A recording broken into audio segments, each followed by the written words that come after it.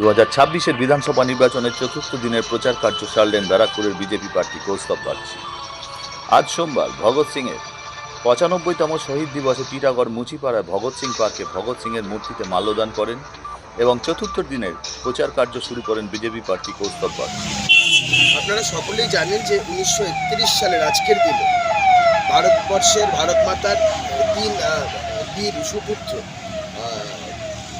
শহীদ ভগৎ সিং, শহীদ সুখদেব এবং শহীদ রাজগুরু আজকের দিনে শহীদ হয়েছিল এবং তাদের ভারতবর্ষের স্বাধীনতা আন্দোলনের প্রতি তাদের যে অবদান আমাদের এটা কোনোদিন তো আমরা ভুলতে পারবো না এবং ভারতবাসী হিসাবে তাদের এই আত্মবলিদান আমরা চিরকাল মনে রেখেছি এবং আগামী দিনও মনে রাখবো। তো এটা কোনো রাজনৈতিক প্রচারেরও ব্যাপার নয়, কিছুই নয়। আমার এটা নির্ধারিত কর্মসূচি যেটা আজকে রাজনৈতিক কর্মসূচি তার মধ্যে এটা একদমই নয়, এটা সম্পূর্ণভাবে এটা একদম সামাজিক দৃষ্টিকোণ থেকে এটা প্রত্যেক বছর আমরা এই ধরনের মূর্তিতে মাল্যদান থেকে শুরু করে অন্যান্য বিভিন্ন কর্মসূচি করি।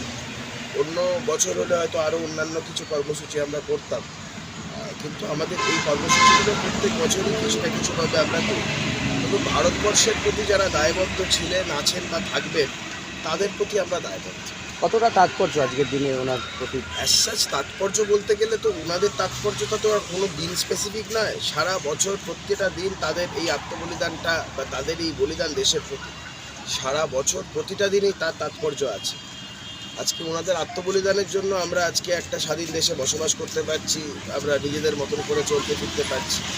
তো সেই ক্ষেত্রে ওনাদের এই অবদান আমরা কোনোদিন ভুলিও নি, ভুলবো না। আমি আবার এরপর টিটাগড় 1 নম্বর ওয়ার্ডে 19টি লাইনে বাড়ি বাড়ি ঘুরে প্রচার কার্য চালালেন কৌস্তব বাগচি।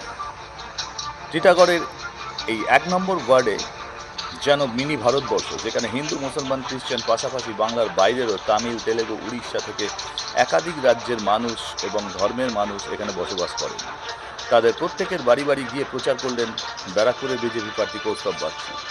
এছাড়াও টিটাগড় 1 নম্বর ওয়ার্ডে বিভিন্ন মন্দিরে গিয়ে সেখানে সকল দেবদেবীকে পুজো অর্চনা করলেন কৌস্তব বাগচি। দেখুন আমাদের সেই প্রতিবেদন।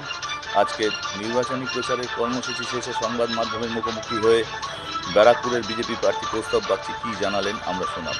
ব্যারাকপুর থেকে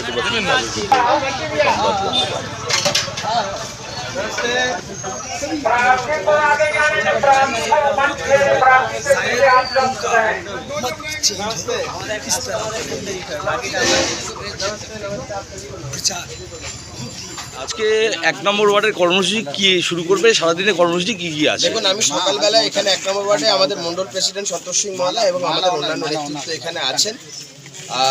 আমাদের আজকের মূলত কর্মসূচি শুরু করলাম আমরা সংকটমোচন মন্দিরে পুজো দিয়ে এবং তারপরে বালাজি মন্দিরে পুজো দিয়ে আমরা আজকে আমাদের কর্মসূচি শুরু করলাম।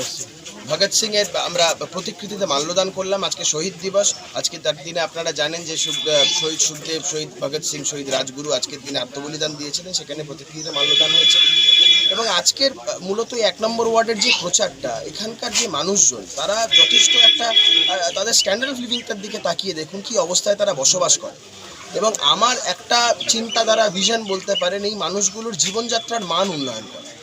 এখানকার বহু মানুষজন আছে যারা মিল মজদুর, যারা কলকারখানায় চাকরি করে, তাদের আজকে একটা মানে চূড়ান্ত অর্থকষ্টের মধ্যে দিয়ে তারা দিন কাটাচ্ছে।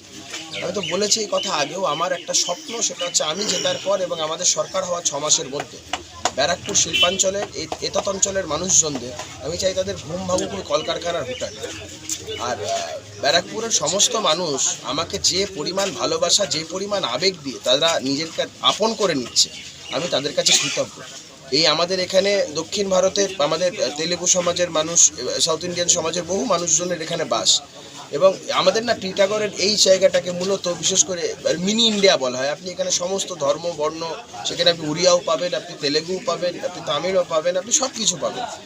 এখানে সমস্ত ভাষা, সমস্ত নানা ভাষা, নানা মত, নানা পরিধান, যে কথা আমরা বলি বিবিধের মাঝে দেখো মিলানো মহান। তো এটা টিটাগড়ের সাথে খুব ভালো যায় এই বিষয়টা অ্যাকচুয়ালি আছে। তো আমি সমস্ত কমিউনিটির মানুষজনদের থেকে যে পরিমাণ ভালোবাসা পাচ্ছি, লোকের একটাই কথা যে হাত বাড়ালে পাওয়া যাবে, হাতের কাছে পাওয়া যাবে। রাজ চক্রবর্তী আস্তে আস্তে অনেক মানুষের অনেক সমস্যার সমাধান হয়ে যাবে, যেটা আমি করতে পারবো। উনি যতদূর ওখান থেকে আস্তে আস্তে যেইটুকু সময় ওনার লাগবে, তার মধ্যে ওই সময়টার মধ্যে আমি হয়তো অনেক মানুষের কাজের সমাধান করে দেবো। রাজ্যের একাধিক জায়গায় বিজেপি প্রার্থীরা প্রচারে বেরোলে দেখা যাচ্ছে তাদের উপর হামলা করা হচ্ছে। ব্যারাকপুরের প্রার্থী হিসাবে আপনি, যদি আপনার উপর হামলা করা হয়, আপনি কতটা প্রস্তুত তার জন্য? আমি ওইসব নিয়ে একদম চিন্তিতই নেই। আমার সুরক্ষার জন্য সাধারণ মানুষ আছে। আমরা একটা নির্দিষ্ট লক্ষ্য নিয়ে এগোচ্ছি। আমরা মোদিজির মডেল নিয়ে এগোচ্ছি, উন্নয়নের মডেল নিয়ে। আমাদের লক্ষ্য হচ্ছে তৃণমূলকে উৎখাত করা। সরকার পরিবর্তন হচ্ছে 2026 সালে। এগুলো হচ্ছে বিধির বিধান, এগুলো কেউ রুখতে পারবে না। ওরা যত চেষ্টা করার করে নেবে।